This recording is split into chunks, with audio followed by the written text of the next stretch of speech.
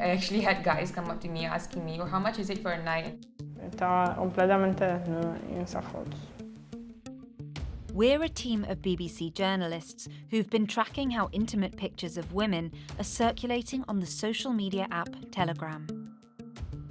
Whether secretly filmed, stolen or leaked by exes, the images are shared in groups for tens of thousands of people to see.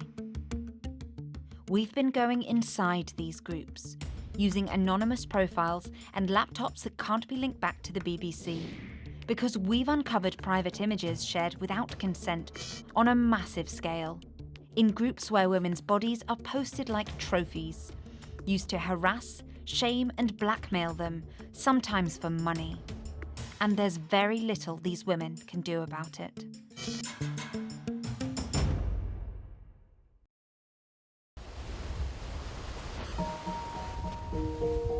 Fue en un canal de Telegram. Vi comentarios súper vulgares, que qué rica estaba, que si había más fotos mías, que querían consumir más de mi contenido. Yo me sentí súper mal por eso. Sara is from Havana, Cuba's capital city. We've changed her name for her safety.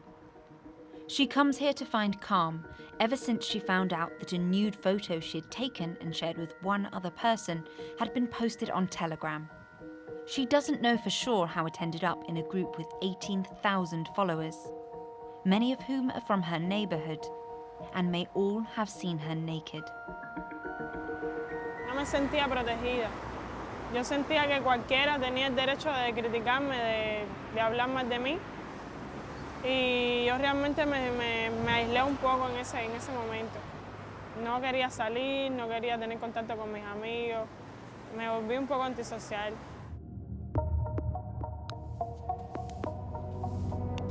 Suddenly, she was being contacted by strangers who knew her only from her naked picture. Tuvieran acceso a mis redes sociales, Instagram, Facebook, incluso mi número de teléfono. Y me escribieron varias personas pidiéndome que le mandara fotos, que me iban a pagar dinero por eso. Y vaya, a mí eso me tocó mucho porque vaya, me hacían sentir como si yo pudiera prostituirme por eso, de divulgar fotos íntimas mías y ya, para eso era, yo no tenía valor ninguno como mujer. Sara fears her pictures are still on the app.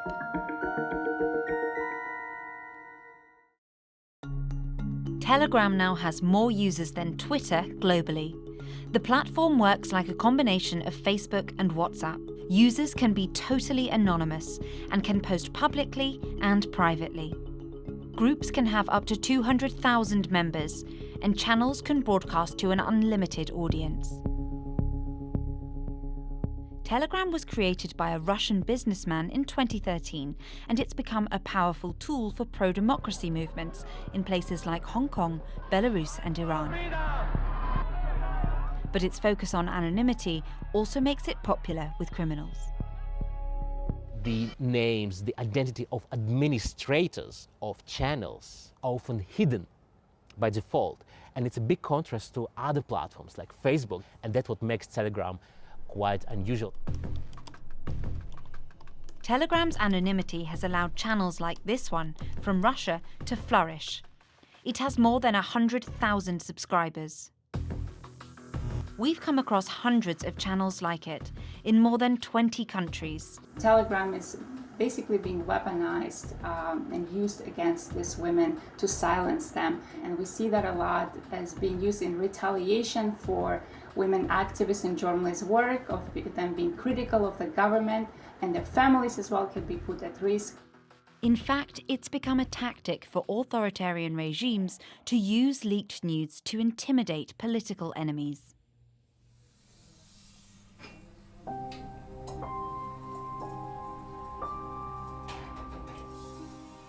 Nigar is from Azerbaijan. Her brother Mohammed has a YouTube channel where he openly criticizes Azerbaijan's president.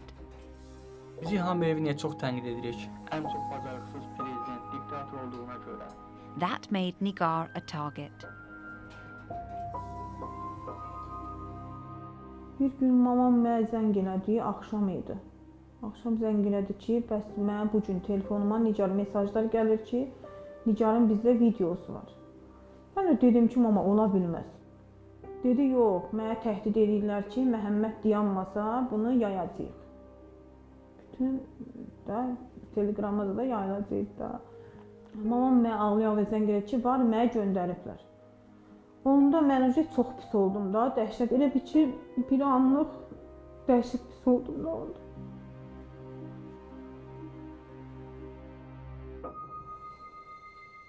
The video she's referring to showed her and her husband having sex. His face was blurred, but hers was clearly visible. 8 months into their marriage, she claims her husband secretly filmed her to blackmail her brother. But when she challenged him on it, he denied it. They're no longer together.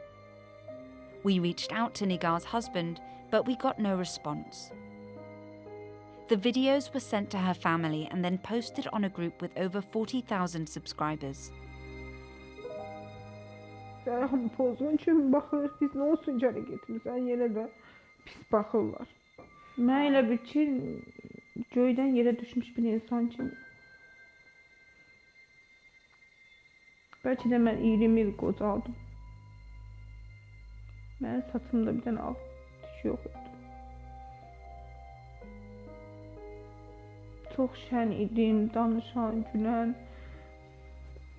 O hadisədən sonra mən hələ də özümə gələ bilmirəm. Mən psixologlar danışıram nə olsun. Həftədə 2 dəfə görüşürəm psixologla. Danışıram.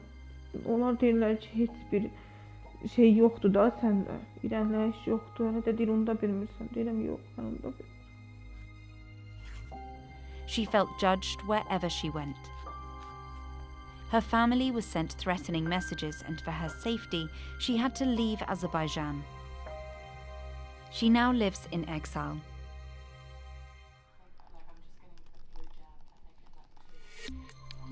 The Telegram group that posted Nigar's videos has since been shut down. But that kind of action from the platform is rare, as we found out for ourselves. Telegram's terms of service make users agree not to post illegal pornographic content on publicly viewable Telegram channels, bots, etc. The app has a report function for porn and an email address for abuse. So as an experiment, we found 100 images and reported them as porn to Telegram. 1 month later, we found that 96 images were still there, and the other 4 pictures were in groups that we couldn't get back into. And that's not all. During our investigation, an account from Russia also tried to sell us a folder full of child abuse videos for less than the price of a coffee. We reported it to Telegram and the Metropolitan Police, but 2 months later, the post and the channel were still there. The experts we spoke to suggest Telegram isn't really interested in moderating content further.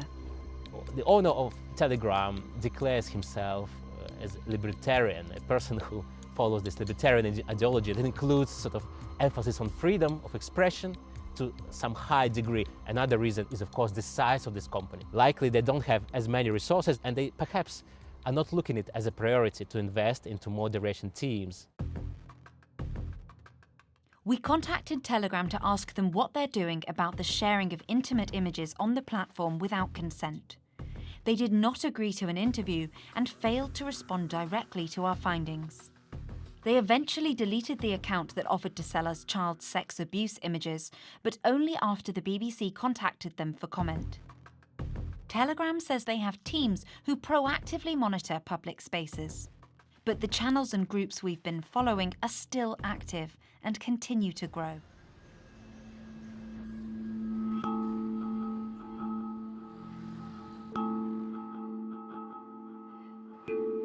The lack of moderation by Telegram has led women to take action themselves.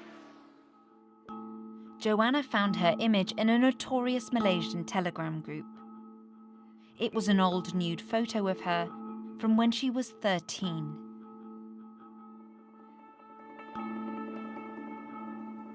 She decided to create a fake Telegram profile to join the group, where she anonymously searched for nude pictures and reported them. She even found pictures of her friends and sent them screenshots so that they could take action. I know that is going to create fear in them as well, but then a part of me told myself that they deserve to know as well so they can do something about it, or they can confront the person whom they gave it to so they know how it circulated and whatnot. After intense media pressure, the group was eventually closed down. But during the course of our investigation, we found at least 2 duplicate groups sharing the same kind of images. Joanna doubts that these groups will ever disappear.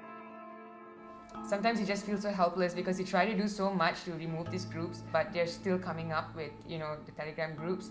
So I don't know if there's an end to it, honestly.